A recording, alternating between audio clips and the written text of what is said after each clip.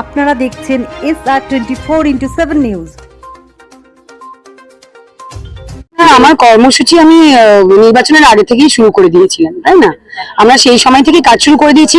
কবে জিতবো, কবে শপথ গ্রহণ করব, অত সময় মানুষের কাছে নেই, আমার কাছেও নেই।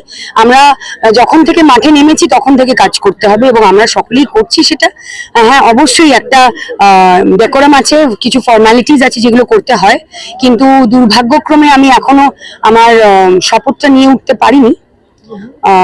কিন্তু সেটার জন্য খুব অসুবিধা হচ্ছে, বা বরানগরের জনগণের অসুবিধা হচ্ছে, কারণ অনেকেই আসছেন আমার কাছে তাদের স্কলারশিপের সার্টিফিকেট সই করানোর জন্য, অনেকের চিকিৎসার জন্য, যেটা আমরা চিফ মুখ্যমন্ত্রী রিলিফ ফান্ড থেকে যে ব্লাড ক্যান্সারের বা বিভিন্ন চিকিৎসার জন্য যে ফান্ডটা নেওয়া হয়, সেই সমস্তর জন্য সই দরকার হয় বিধায়কের, কিন্তু সেটা আমি আনফরচুনেটলি করতে পারছি না। এবং আমরা আমাদের তরফ থেকে যা যা করণীয় করে দিয়েছি, কিন্তু এখনো মাননীয় রাজ্যপাল এখনো বলেননি কিভাবে এগোতে হবে।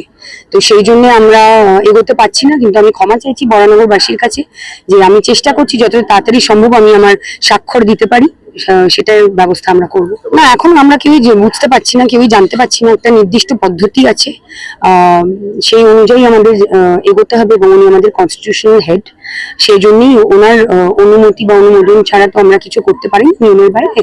তো সেই জন্যই আমরা সকলেই অপেক্ষা করা ছাড়া আমাদের কাছে আর কোনো উপায় নেই।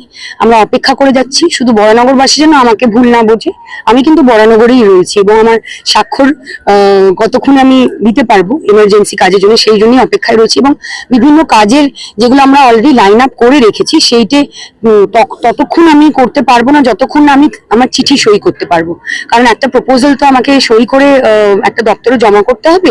তো প্রচুর কাজ পড়ে রয়েছে যেগুলো আমি এগোতে পারছি না, সবটাই রেডি, শুধু লেটার প্যাডে লিখে আমাদের স্বাক্ষরটা করে জমা করতে হবে, কিন্তু সেটা আমি করে উঠতে পারছি না। খুব অসহায় লাগছে, হাত পা বাঁধা মনে হচ্ছে, যে বিধায়ক হয়েও যেন কাজ করতে না দেওয়ার একটা কি বলবো ইন্টেনশন, সেরকমই মনে হচ্ছে।